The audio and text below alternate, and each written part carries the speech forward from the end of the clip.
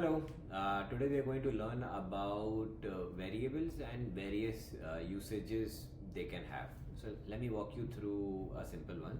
I have a report which is generated on a daily basis, and it generates a file daily with the name of order underscore Kanban.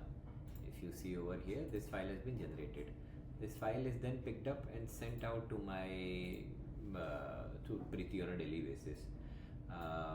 We now want to have a file with today's date inside, right? Instead of having one single file, we want to have if today is 26th, then 26th of November should be inside.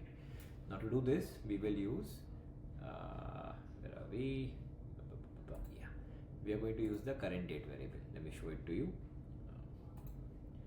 We open the dynamic package, we open parameters, and if we will go to file name, right over here, we will just type,